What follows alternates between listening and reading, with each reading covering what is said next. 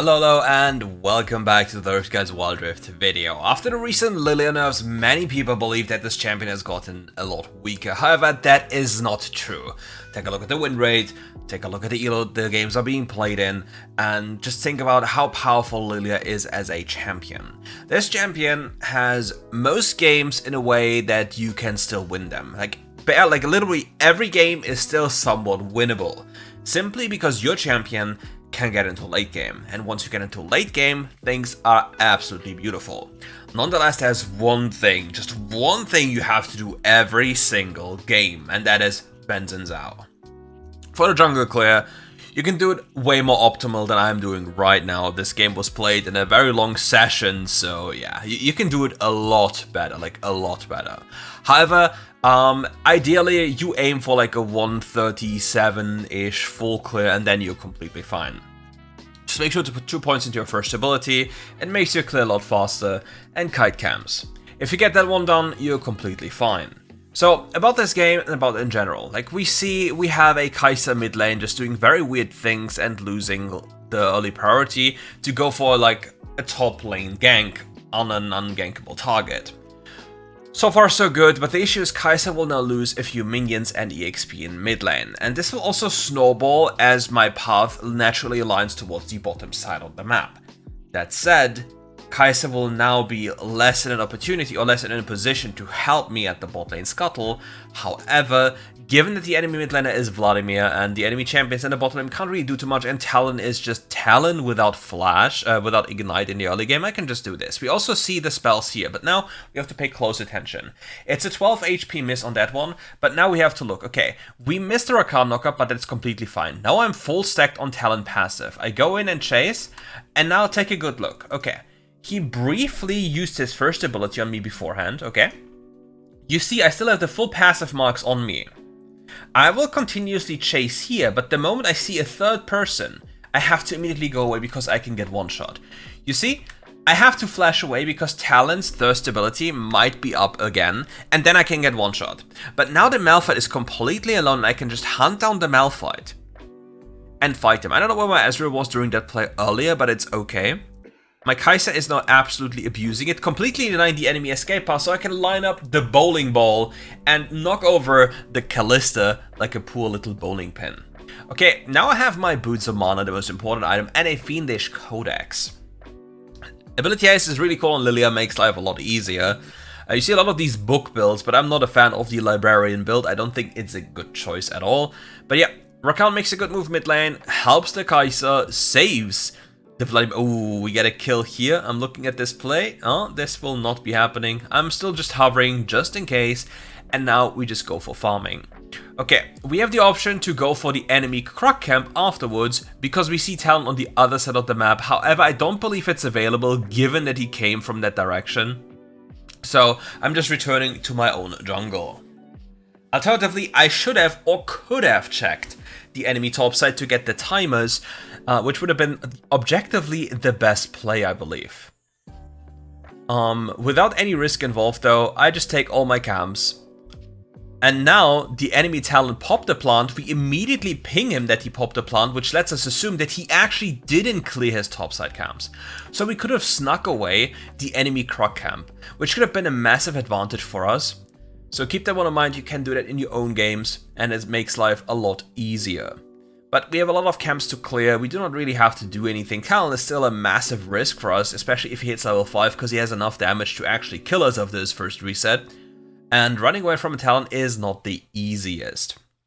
One of the things I usually think are the best things to do on Lillia, you start with the Gromp, you start with this camp so it respawns earlier. With that done, you have a better reset. Like the camp will respawn earlier and it will just be nicer for you to accumulate gold. And what are we going to do now? We're going to look for a reset again, and then we just go on lane we can gank. Rakan's ultimate should be available relatively soon again, we just buy the HP item. And now we are preparing the Rift Herald. We're just waltzing back to the other side of the map, we walk through mid lane, we pop our sweeper relatively early so we know if there's somebody waiting in the brush. We get control super early before the objective is even there, and we look for a potential play. The sweeper will tell us everything we need to. We pop our first ability here just in case there's a croc camp. And now we wait for the Garen to start tanking. And once the Garen starts tanking, we just go in for the kill. Garen commits the ultimate. Overkill from my perspective, because we really didn't need it. Talons on the other side of the map will go for the dragon. We saw him on the minimap, so this Herald will be absolutely free. Very good play by my support, a very amazing play by my AD carry to not die to this play, because many AD carries would die here, however he didn't. So now he has to be a little bit more careful, because Talon could be waiting on the bottom lane. And Rakan is also making his way down there. We collect this lovely Herald, and now since we have all the info we need to, we pop the Herald and we go into the enemy jungle since we got the respawn timers, and we take away everything. And I think now is going to be the time where I make a little bit of an oopsie very soon. Okay. And I'll break it down completely, and I will show you why it's my mistake and what you could have done, or what I could have done way better here. So I wait for them all to cross, they engage, I hit my first ability, I do my second ability, now I just turn around after my sleep. I don't know what woke him up. I honestly have to check what woke the Shen up. I need to know. My bad. I need to know. I need to go back and I need to know why the Shen was actually woken up. Oh. What woke him up? Was it the... It was the croc. Oh my god. Okay, I'm a griefer. Okay, all still fine. I pop my phase rush. I should immediately run upwards. Okay, I'll use this. I should immediately run here, not here. This is pointless because I don't need space, because I already have all the space I need through the movement speed. And now I get flustered and troll because I just continuously walk here and then I can just Q. And it's completely fine. Because now I hit nobody of them. And then I will just die. He has taunt up again, and I simply die. Technically speaking, I got griefed by the Gromp. A very unfortunate play, but you know how it is. Now we are back at the game. The Shen just ulted bot lane. But yeah, I did not know that a jungle camp could wake you up. I honestly didn't know. I just didn't know. Now we go here for the bot lane play. We see the Talon here going for my Ezreal. I will save them. Talon still has flash, so we are really angry. We get that one. Vladimir also still has ultimate. Okay, and now, okay, look. So my only way to survive right now is Q flashing him. But look what the Vladimir is about to do. It's Jover. I've already input my Q and my flash, and he's in pool. And it would have been amazing, but he just completely owned me. It's Jover. Okay, back on the map, we really need to get some money back for our troubles, because we really did make a few oopsies we should never do. But yeah, the game is still very much winnable. We died, but it is what it is. It happens. We are still very strong as a champion. We still have a lot of gold. And it will not be a massive problem for us. We will be completely fine, and we can just continuously clear our jungle and then return to a potential play. We need to be mindful of the Talon though now, because he's very, very strong. He got a lot of gold given into his pocket, so there might be a little bit of a dangerous situation. And he always has potential backup with the Shen, so we have to keep that one in mind. No chicken camp available, so we immediately leave and go for the other side of the map again. We have Rakan ultimate, so we can pick up red buff and then look for a potential play with our Rakan, because the Rakan in this instance can completely lock the enemy down and win us the game. So they make a massive play on the other side of the map. We just waltz around the map, get another reset on the first ability. I want to sneak into the bot lane brush. It's not possible due to the wave state. So I'm just making a way through the river.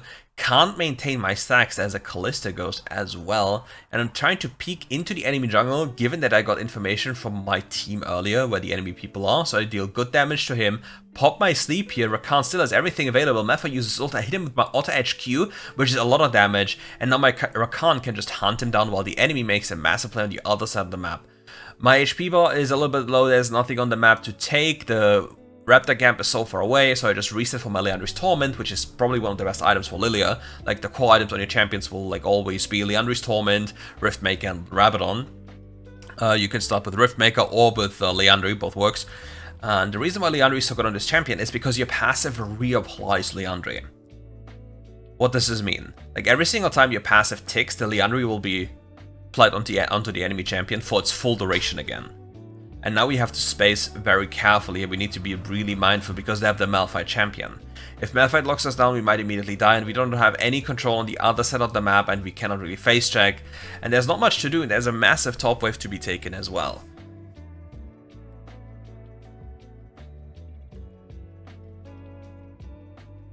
With the enemy forfeiting position, we can now make our way in here, but we need to use our teammates as a proxy for us to give us proper vision. Important here is that we pre-stack our passive onto this dragon and get the healing going as well, and position ourselves in a way where we cannot get completely one-shot, like the furthest away from the possible engage.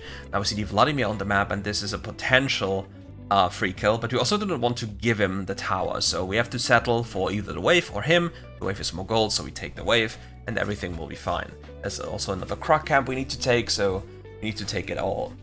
Now we see that the enemy blue buff has spawned, but we really can't just go for free. We do not have any backup yet, but now we saw the Talon and the Malphite. So we take the wave, and now we make our way into the enemy jungle, but the Shen is trying to stop us, but he really can't. Like, he really can't. And even if the Vladimir makes his appearance here, he's not really a threat to me on his own. Like, you see the damage I deal to him, he has to be really careful. And I sustain so much that he really has to be careful. I hit my ultimate here, now I can just chase them down. The Shen will be hit by the spell, the Vladimir will burn to death, the Malphite misses the ult on me, but there's still no backup anyway. Now Talon makes his appearance, hops over the wall, instantly kills my Ezreal, we turn around, we kill the Malphite, and the Talon just gets away, sadly. But we get another wave, and this Shenster is looking for another potential play. We hurl out the bowling ball, and now we try to take everything we can from the enemy. Pillaging is always very important, but depending on the enemy champions and comp, we can't really pillage very early, it's too risky. But yeah, we take a peek into the enemy jungle here to see if we have anything available, get the reset timers, and then we just make our way back into our base. We have a lot of gold, so we can argue, okay, what do we want to get? A full Rabadon, which is 3,400, or components. So yeah, I'm going the real selfish, crazy, and dangerous route by actually going a full Rabadon. In technicality, I think it should be better to purchase Rabadon components and then purchase Azonias, like Stasis Enchant. Because damage, I already have enough, but surviving an enemy engage would potentially be better. But you know, sometimes you're feeling yourself and you just have to buy the complete item and yeah, just, you know, deal some damage. Especially considering that I don't have flash, it's very risky what I'm doing. And I need to constantly abuse the fact that my Rakan is giving me vision and then slowly reclaim control onto the map.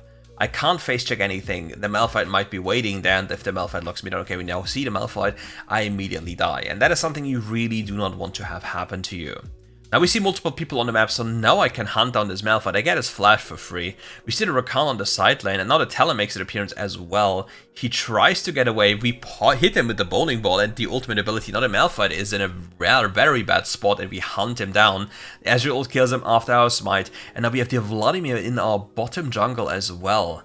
The Kalista as well next to me. Maybe I can hit the bowling ball? Certainly not, unfortunately. But I hit the Kalista with good damage. You see how she's burning to death. That's so much burn damage over time. And she just dies to the burn damage. And now we get Baron Nashor for free. For absolutely free. And again, quick explanation. You see this debuff here?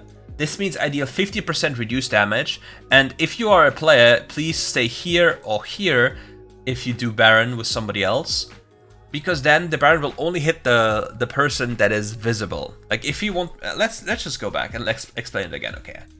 If you're Baron and somebody is tanking Baron anywhere here, okay? The people here and here, or let me actually do it in different colors, okay? Let me go yellow. The people here and here, they will not take damage if they hit Baron Nashor from this angle.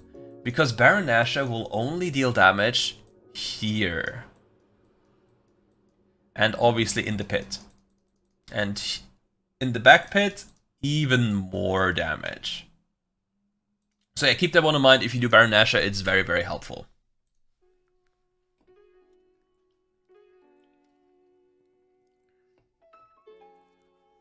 Free Barons secured. Enemy team is having a lot of accidents. Secure this one. Get a little bit of camps again. We have our stasis in base, and it's going to be a very lovely gameplay now. Since we have flash, we have stasis, we should be completely fine, completely unfazed with the enemy champions. And we can just recall after a wolf camp and be very happy for the next dragon fight. Or the next fight we can actually force. So we are ridiculously fed.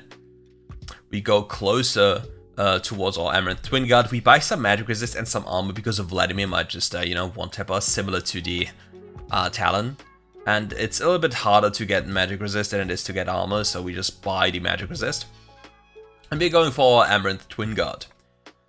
We're kind of looking for a flank onto the Callista. Callista is sadly kind of worthless this game. And we look for the Talon. Talon has Edge of Night. He pops the fruit on us, and we have to be really careful. We have to stasis early so we do not get one shot. Rakan goes on for a very good engage. We try to do our third ability. Talon flashes away. Very good flash by him. And now it's healing time. Look at the healing we gain. Now we look for another mid lane play just in case it's possible. While also simultaneously pushing bot wave. We want to push multiple waves so the enemy has to choose what they do.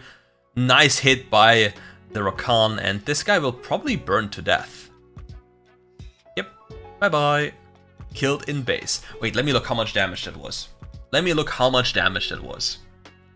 Goes out of the pool, okay. Yeah. Yeah. You will certainly survive that one, right? Nerf champion, by the way. Oh, if my third ability hits there, it's so good. He just immediately dies. But yeah, now I'm low HP. Throwing my bowling pin. Sadly, I don't hit. And now I'll just quickly collect the dragon because it's just free. And now you see the power of Bloodline and Riftmaker. And obviously my passive. Like, you see the sustain I have. You see my life just continuously ticking up. Is really nice to do. It's really nice to have as well. And if you do that in a fight, it's so crazy. If you hit multiple people, you heal for so much. Meanwhile, my team is having some real fun in the enemy base. I don't know what they're doing. I respect it though. I will not partake in this madness because I've been dead too many times. I was too low HP, I just take what's on the map and then I return with my resources spent for another potential play. There's no point for me to overforce this like they did. We got already everything we wanted to. And now it's time to just spend our gold and go over to the next possible play. We have 556 AP.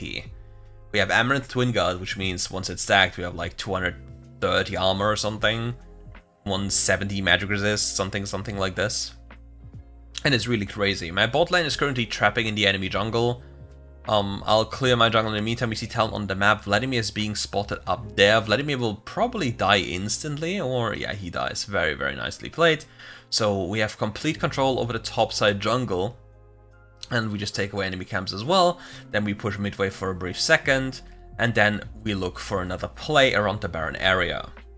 Baron area is completely cleared out. We try to maintain our passive as good as we can, and we look for another potential bowling pin here onto somebody. Maybe it hits, doesn't, but it hits the wave, so not the worst, not the worst.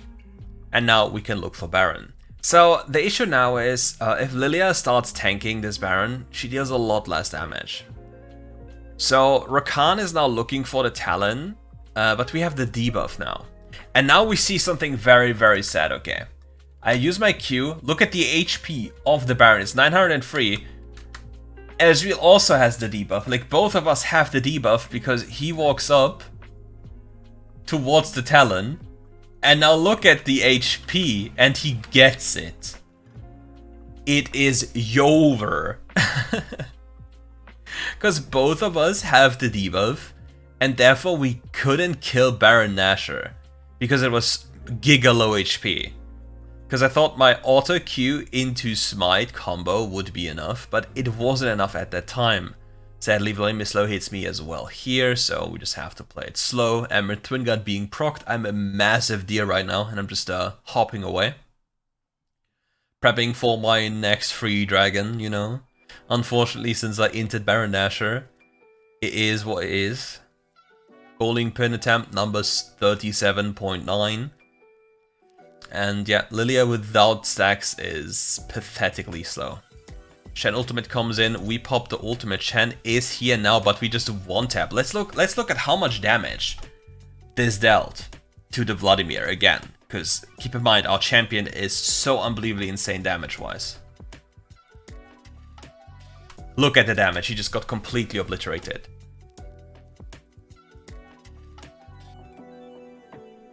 Now the Kalista is kiting in the base. We miss our Q flash. How boosted are we? Now Talon makes an appearance. We cannot really go close because either of us would get one-shot. Garen now makes an appearance, but there's no wave yet. So we just have to wait for the wave and just end the game. Talon comes around the corner. We'll probably one-shot somebody. And now we can just end the game here. We just go for a little bit of bully. I hunt down the Talon because my team will end anyway, right? They will end. Trust me, they will end, right? They're not ending. How are they not ending? It's just a Shen. And yeah, I have to look at the wave, deal some damage to the Shenster as well. But now my passive is burning, and yeah, we still win the game. So you see, Lillia is an absolute demonic champion, very broken. Even though there happens so many misplays, it's absolutely insane how much this champion can do. And I hope you like this video. If you like this video, leave a like, comment to boost the algorithm, and we'll see each other for more RiftGuides content very soon. Take care.